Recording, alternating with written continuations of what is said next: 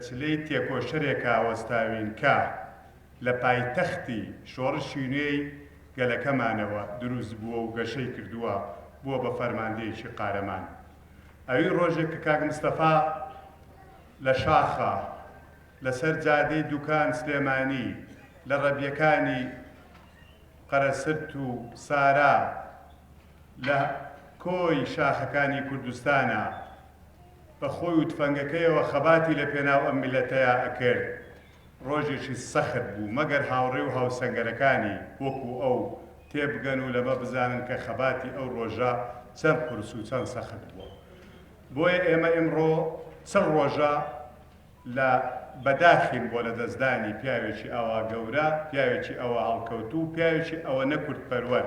زۆر بەمان لە نزیکەوە هاوڕێتی کاک مستەفامان کردووە.